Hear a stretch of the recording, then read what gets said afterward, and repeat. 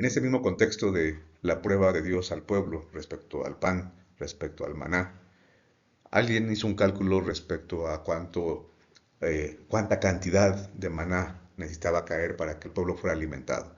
Necesitan comer, quieren comer, yo voy a darles de comer. Confías en mí, te voy a dar instrucciones respecto a eso y tienes que demostrar que las vas a cumplir, que vas a seguir esas instrucciones.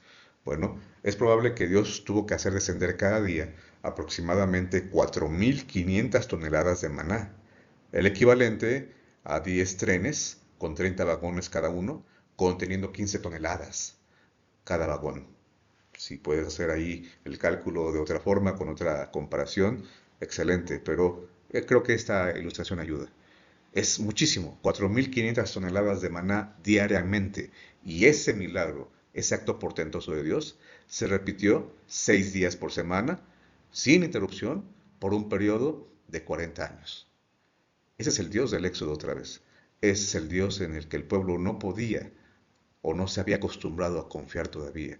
Había visto cómo abrió el Mar Rojo, había visto cómo intervino a través de las plagas para que ellos fueran liberados, había visto ahora cómo el agua había sido endulzada, había visto tantas cosas, tantas manifestaciones del poder de Dios, pero seguían quejándose porque pensaban que ahora se iban a morir de hambre por no tener pan. Bueno, durante 40 años Dios les dijo, ¿puedes confiar en mí?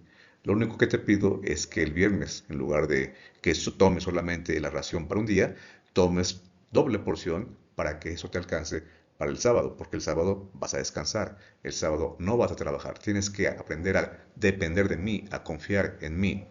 Y el maná entonces dejó de caer, de descender, cuando el pueblo entró a Canaán. Hasta ese momento fue que Dios siguió haciendo este acto portentoso.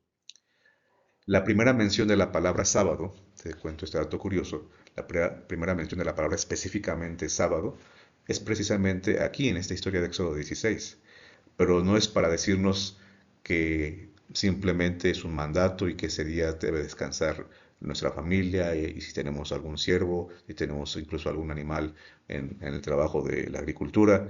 No, no es parecido a lo que dice Éxodo 20 del 8 al 11. La primera vez que se menciona el sábado en Éxodo, en este caso 16, está en el contexto de la provisión. Yo te pido que confíes en mí. Toma doble porción el viernes, porque yo voy a proveer para ti, para que ese alimento no se agusane, no se eche a perder.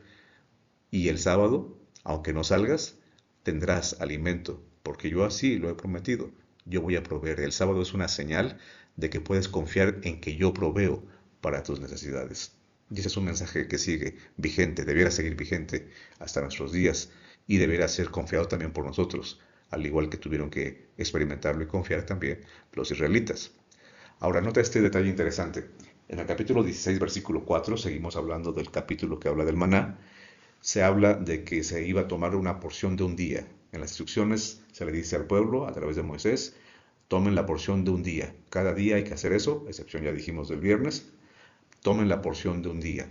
Pero si comparas lo que dice Éxodo 5:13, varios capítulos antes, se va a traducir tarea de cada día, pero es la misma expresión en hebreo. Porción de un día o tarea de cada día es la misma expresión en hebreo y en este caso no es para algo bueno. En el 5:13 se habla de cuando Faraón le dijo al pueblo, van a trabajar más, los castiga y se les pide que ahora consigan hasta los ingredientes para hacer los ladrillos. Mientras Faraón quita, cuando se usa esta frase en el caso de Faraón, él quita libertad, quita tranquilidad al pueblo, lo que hace Dios es darle seguridad, darle confianza, darle el mismo alimento. Otro paralelismo interesante en cuanto al lenguaje es que otra vez en el 16:4 se usa la expresión que el maná iba a ser pan que caería lloviendo. Va a llover pan del cielo, es la expresión que tomaríamos del 16:4. Va a llover pan del cielo. ¿Por qué llover? ¿Por qué no simplemente caer o simplemente descender? ¿No? Se usa específicamente la expresión llover. En el capítulo 9:18 también se usa ese mismo verbo, pero para hablar de una plaga, cuando dice que llovió granizo, una de las plagas. Eso significa que el mismo Dios poderoso que hace que el granizo atemorice a aquellos que se oponen a su propio pueblo, es el mismo Dios que hace llover pan, para darle de comer a su pueblo. El Dios Todopoderoso puede hacer ambas cosas, pero obviamente la diferencia es que va a hacer algo bueno por aquellos que confían en Él y va a hacer algo que les cause daño o problemas a aquellos que no solamente desconfían de Él, sino que se rebelan contra Él.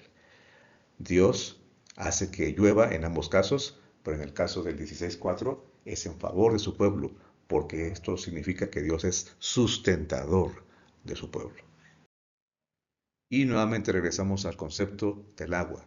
Ahora estamos en el capítulo 17, cuando Moisés tiene que golpear la roca para que salga agua. Mira lo que dice esta cita. De la roca que Moisés hirió, brotó primeramente el arroyo de agua que refrescó a Israel en el desierto. Durante todas sus peregrinaciones, un milagro les proporcionó agua. Donde quiera que les hacía falta agua en su peregrinaje, fluía de las hendiduras de las rocas y corría al lado de su campamento. Porque ciertamente el agua que salió aquella vez no les iba a durar para 40 años, y no se quedaron 40 años en el mismo lugar. Pero Dios hizo milagro tras milagro, especialmente haciendo que saliera agua de las hendiduras de las rocas. Y eso hacía que el campamento tuviera siempre una fuente de agua, una constante fuente y segura fuente de agua, agua potable. Sigue diciendo la cita de Patriarcas y Profetas. Cristo era quien hacía fluir el arroyo refrescante para Israel. Y cita entonces la sierva del Señor lo que dice el apóstol Pablo. Bebían de la roca espiritual que los seguía. ¿Y esa roca quién era? Esa roca era Cristo. Él era fuente, la fuente de todas las bendiciones, tanto temporales como también espirituales. Cristo, la verdadera roca, los acompañó en toda su peregrinación. Literalmente, no solo protegiéndolos, no solamente viendo por ellos, sino también proporcionándoles agua. La lección va a ligar este asunto del agua con un evento precisamente de Cristo cuando estuvo en su ministerio aquí en la tierra, pero por el momento te dejo esta reflexión. Cristo nunca dejó a su pueblo sin agua, milagro tras milagro, durante 40 años. Así que recapitulemos. En el 15, específicamente en los versículos 25 y 26, Dios prueba a Moisés. Dios espera que Moisés sea un ejemplo de confianza, un ejemplo, un líder que confía en Dios, en el Dios Todopoderoso, pero un Dios que de todos modos el ser humano puede decidir no confiar en Él. Dios necesitaba ese líder que le mostrara al pueblo que Él sí podía confiar y que a la vez también era digno de confianza. En el capítulo 16 Dios prueba al pueblo. ¿Me crees que voy a hacer descender pan del cielo? ¿Me crees y me vas a obedecer en el asunto de que el viernes te voy a dar suficiente para que tomes doble porción y eso te dure para el sábado? Porque recuerda que cuando alguien intentaba hacer eso entre semana, esa comida se echaba a perder al otro día. Lo normal era que se echara a perder, pero Dios dijo, ¿me puedes creer? ¿Realmente puedes tener confianza en que no se va a echar a perder la comida especialmente o específicamente de viernes para sábado? Te pongo a prueba, pueblo, para que veas que yo puedo cumplir lo que prometo. Yo sí cumplo lo que prometo. Tú puedes cumplir lo que prometes, tú puedes confiar en mí. Y en el 17 es un capítulo triste en el sentido de que Israel está tan enojado, el pueblo, ese pueblo murmurador, diciendo o mostrándose como un pueblo rebelde. Y entonces es Israel, es el pueblo quien ahora pone a prueba a Dios. Y Dios interviene. Y lo hace de una manera nuevamente amorosa, una manera misericordiosa, incluso inmerecida, porque Dios podría haberse puesto en el plan de decirle, ustedes no me van a poner condiciones, ustedes no son nadie para ponerme a prueba, yo puedo destruirlos incluso si quiero, pero lo que hace Dios es suplir a través de Cristo, agua para su pueblo. Dios estuvo dispuesto a que su Hijo incluso muriera con tal de que nosotros no tuviéramos agua, en el caso de la muerte de Cristo, agua literal, sino el agua de vida, el agua de la cual habla Juan 7, cuando dice que es agua de vida, un agua que va a dar frutos para vida eterna en nuestra vida.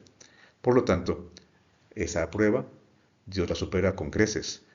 Dios no necesita ser probado, pero cuando incluso el pueblo se pone en un plan tan rebelde, tan altanero, Dios es capaz de decir, te sigo amando, te sigo perdonando, porque mi hijo es capaz de tener ese amor también y Él te va a suplir el agua, aunque tú no merezcas recibir el agua. Por lo tanto, nos queda una pregunta. Moisés ya fue puesto a prueba. Dios probó al pueblo. El pueblo probó a Dios, puso a prueba a Dios. ¿Y nosotros? ¿En qué papel o en qué punto de esos tres quedamos? Somos los que, como Moisés, estamos siendo probados todos los días y estamos cumpliendo, estamos pasando el examen todos los días. ¿Confiamos en Dios como lo hizo Moisés? ¿O somos de aquellos que no estamos muy seguros de que el viernes tenga que ser un día especial para que entonces el sábado nos salgamos a trabajar? Aquellos que no creemos que Dios puede suplir y sustentarnos, cumplir sus promesas y sustentarnos aunque no trabajemos el sábado. ¿Somos de ese grupo? ¿O somos peor del grupo que pone a prueba a Dios? ¿En qué grupo crees que estás? ¿En qué grupo te gustaría estar? ¿Cuál es el mejor grupo de estos tres? ¿Dónde estamos nosotros? La invitación que te hago como reflexión final en el repaso de esta lección es que seas de aquellos que pasen la prueba, porque Dios quiere hombres y mujeres fieles que confíen en Él, incluso aunque les pida que arrojen un árbol al agua.